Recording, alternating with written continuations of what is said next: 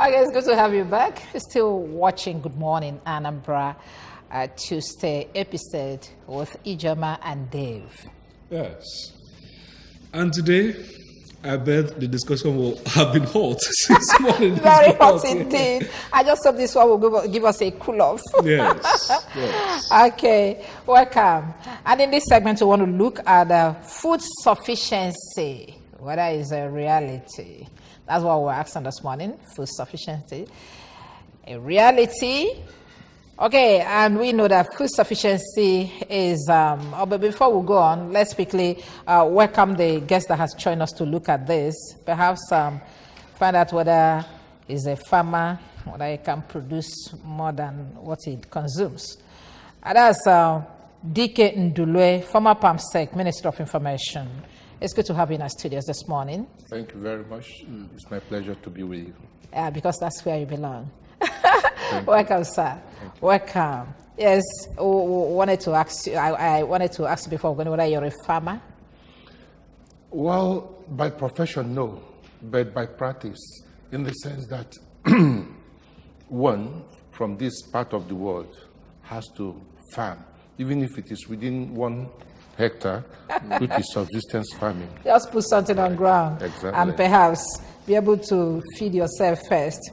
Okay, let's move on. We said that food sufficiency is a situation that exists when all people at all times have physical, social, and economic access to sufficient, safe, and nutritious food that meets their dietary needs. So it's not just and then perhaps okay, it will meet their needs, the dietary need, and the food preferences for active and healthy life. It can also be referred to as food security. Now, sir, judging from this definition, would you say that food sufficiency is a reality? First and foremost, it's important to understand what is food. And food is anything, any substance an organism ingests, consumes, to provide sustenance, living, and growth. Therefore,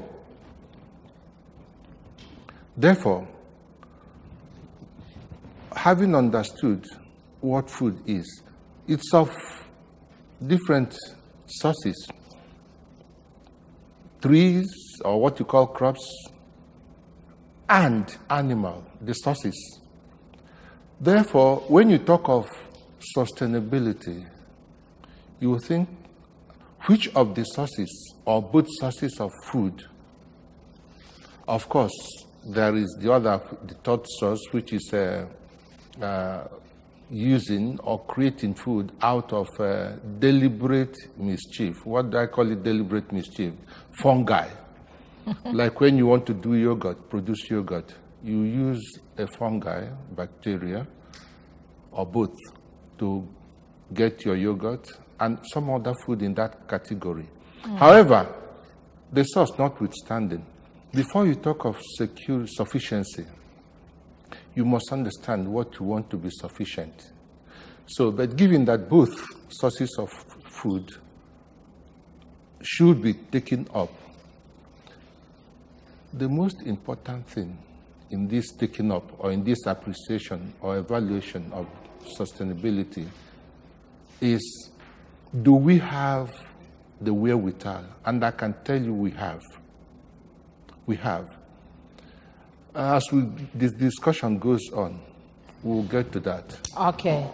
And for those of you watching us, it may interest you to know that today is World Food Day. Perhaps that's why we're looking at food sufficiency, whether it's a reality place. World Food Day, food everywhere, but not enough for us to eat. Like we have water everywhere, the oceans, and yet you're still looking for good drinking water there. And specifically, or very significantly, today's theme for the year is Zero Hunger. The Food Security Organization, Food and Agriculture Organization of the United Nations are emphasizing zero hunger to ensure that we live in a better society. Yes. There have been several policies by several governments, past administrations, to ensure that there is zero hunger, there is sufficiency of food.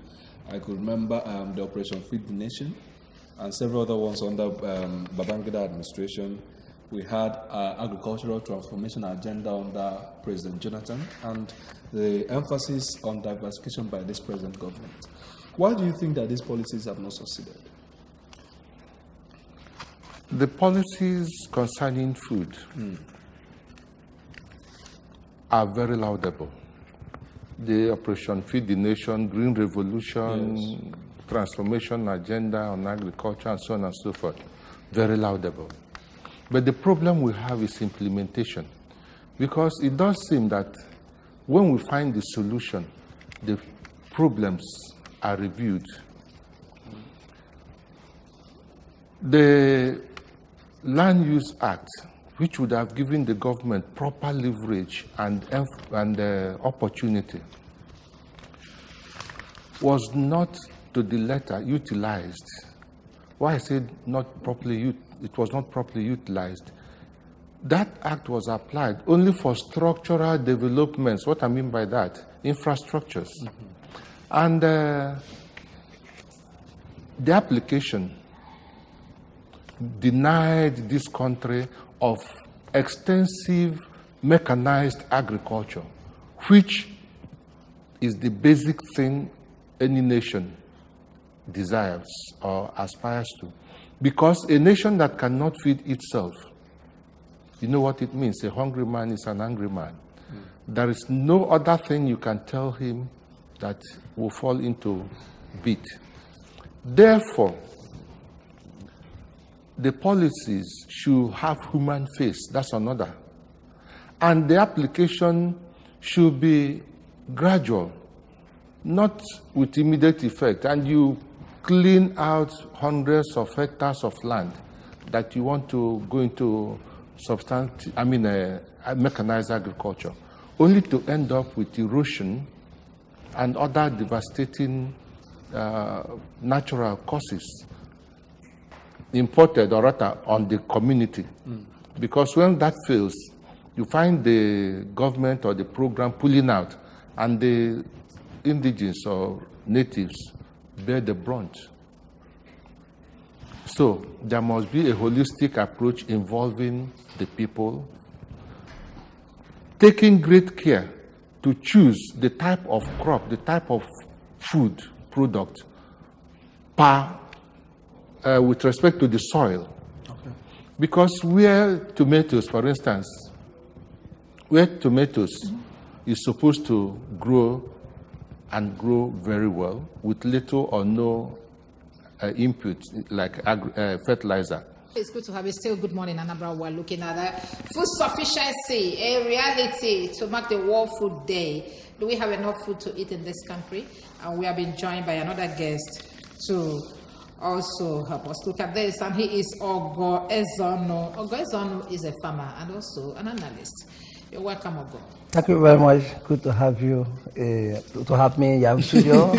And I'm happy joining you now. It's okay, you're welcome. Yeah. Before you came in, we were asking whether food sufficiency is a reality. Yeah, actually, food sufficiency is a reality, much reality.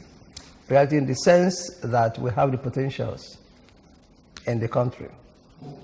The factor that makes it difficult for us to access food could be related to maybe interest and laziness. We have that is true. We have the soil, we have the fertility of the soil, we have the thing that will make the soil that is not fertile, you know. But the thing is, how interested are we to produce? And how hardworking are we to put in the ingenuity in us? If we take a country like Israel, that we know is a desert, the interest they have in food, the interest they have in farming, and the ingenuity they put in it, give them surplus food. You know, they don't have enough land. the land they have could be there, but not with enough water. But the little quantum of water they have, they utilize maximally. And then make a lot of food. And that is why if you go to Israel, you have abundant food to eat. But here we have land, very fertile expanse of land. No, we don't have the technology. We have the technology and the interest. Okay, interest. Yes. You are hinging it. We're still coming to that. Yes, Let's yes. get to the streets. Yes. I hear some people before we come back. Yeah.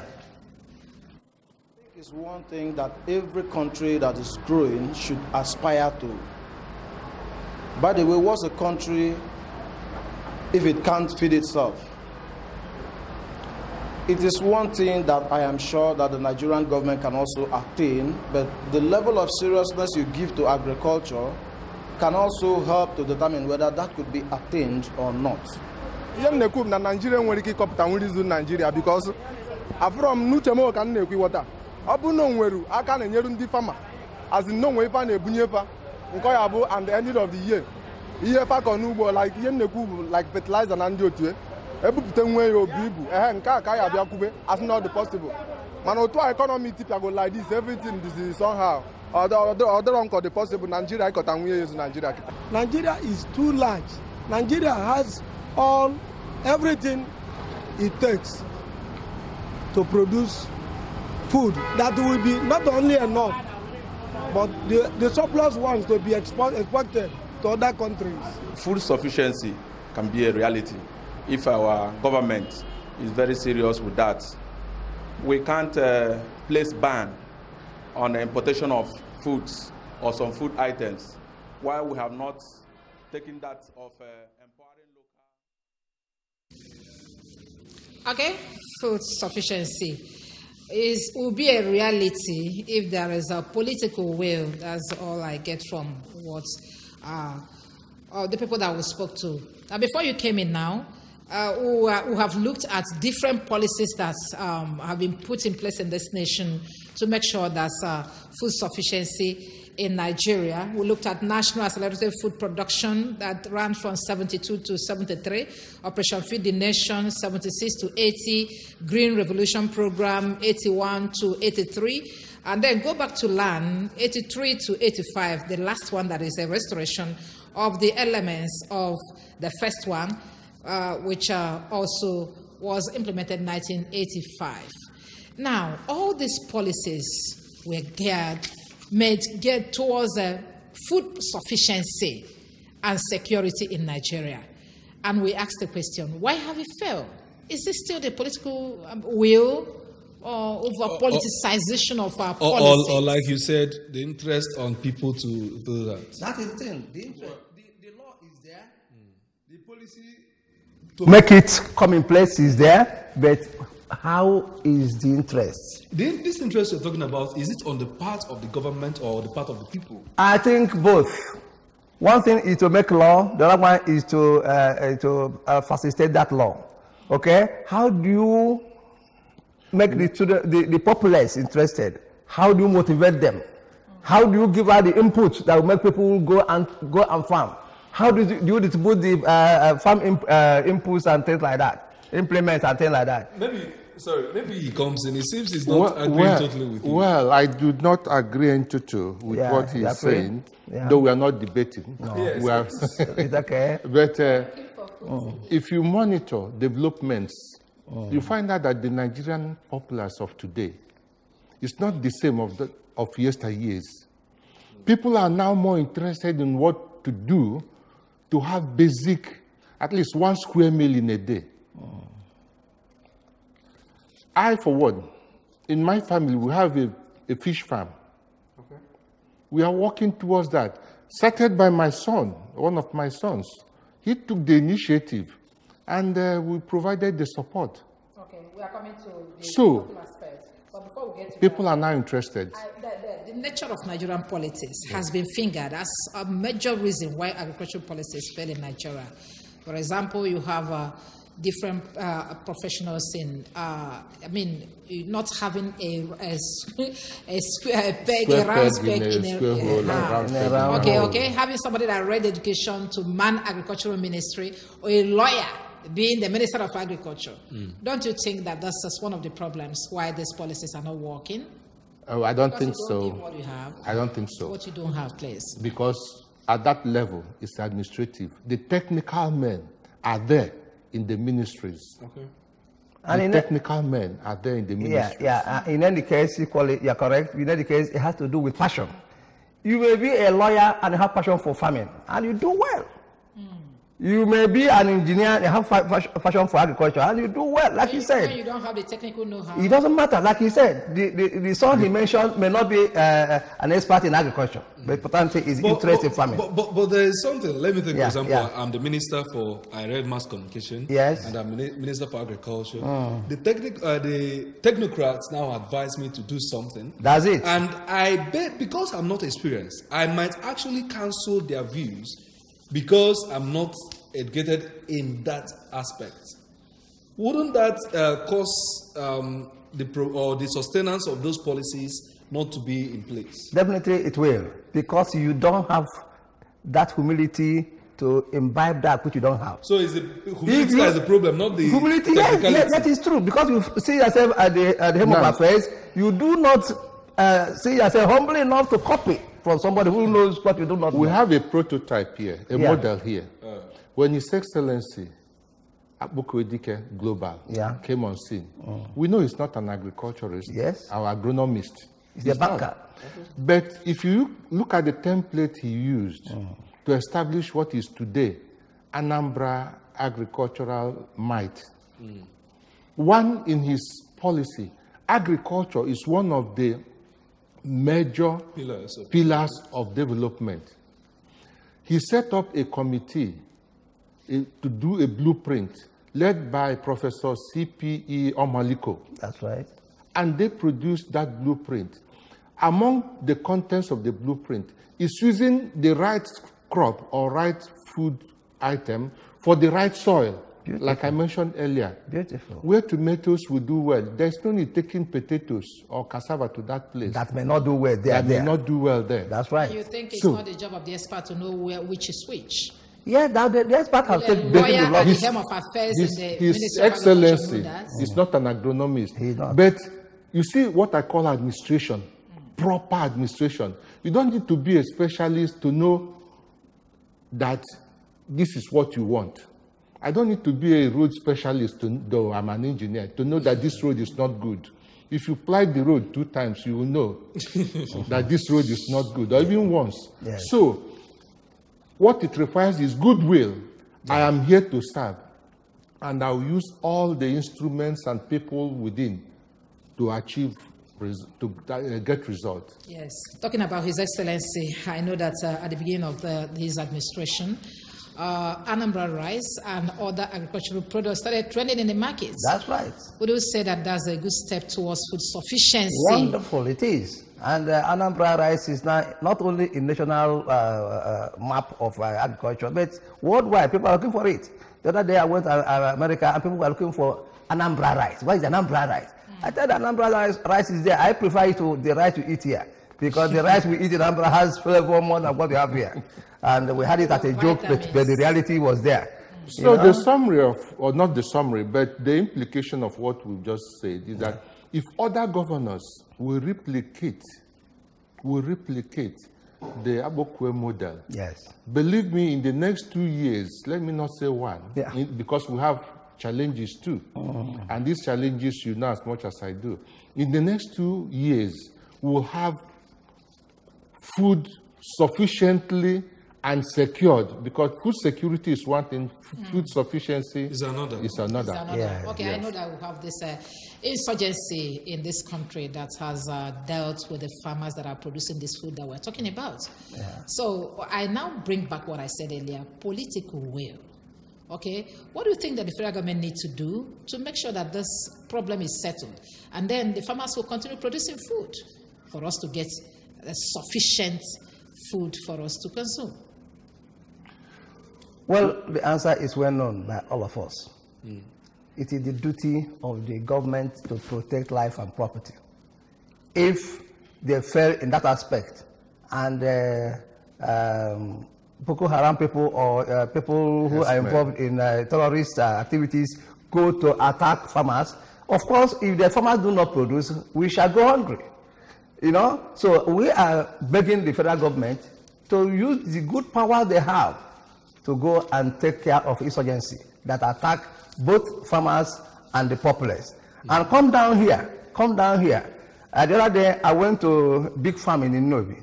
They had a big farm in Auda Nobi, where many men and women produce a lot of vegetables, a lot of, mention it.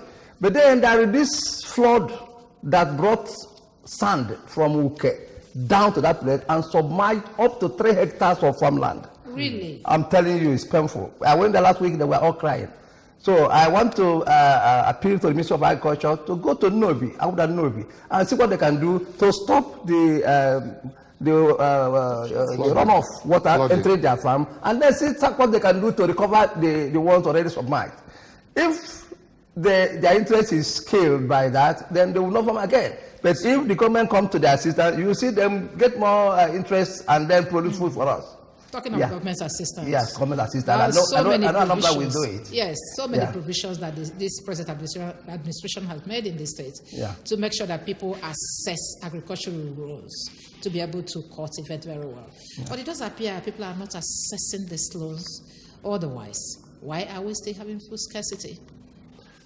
Well, again, the template of the state government, which I admire so much, is that they have tried to encourage macro and micro farming by providing PPP, for instance, for the big firms. For the big firms. Those, for instance, like the gentleman and his team in Anaco, with over they are investing as it is over 50 billion naira in agriculture. And at the end of the day, it's going to take about create 2,000 jobs, opportunity or jobs. The same thing with the gentleman at Omo.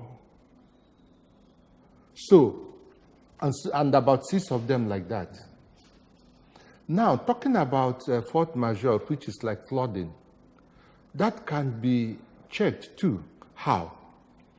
When I was in the Ministry of Works, I had this idea which I passed along, that according to areas, we should determine the lowest point and do a channelization of agricultural land or farm will not be silted with sand. Okay. All right. Thank you very much. Thank you. Gentlemen, I'd like to thank you very much for joining us this morning to look at this all-important topic, and that's food sufficiency. A reality, that's the question we ask. And I would like to thank you very much, DK Ndulwe, former PAMSEC Minister of Information. Thank you for joining us this morning. Thank you. Food sufficiency is a reality. It's a reality. It's a reality. And then Ogo Ezono, a farmer and also an analyst. Thank you very much. Food sufficiency is a possibility. I like that. I've been around with Dave Opokwasile. Yes, it's been exciting looking at the major 2 issues that we looked at this morning, and I believe they will bring change if we begin to implement those things. Thank you. All right, thank you very much. My name is Sijoma Uche. We'll see you. Do stand by now for the news at 9 and the sports that will follow. And then keep rolling with Anambra Broadcasting Service. Morning, Anambra. Otuto mano, ndi Anambra. It's Good Morning, Anambra, our breakfast TV show on ABS TV, Channel 24. My name is Iberi Ugunna. To light up your morning with, I am Nonye Nwokoye. Theophilus Okor. Chidinma Oranwa. Ijama Uche. Every morning, weekdays, 7 a.m. to 10 a.m. From newspaper review to interactive segments with viewer participation. News from our studio. Sports. The entertainment. Join us. Tune in weekdays, 7 a.m. Good Morning Anambra, your breakfast TV show, every weekday from 7 a.m. to 10 a.m.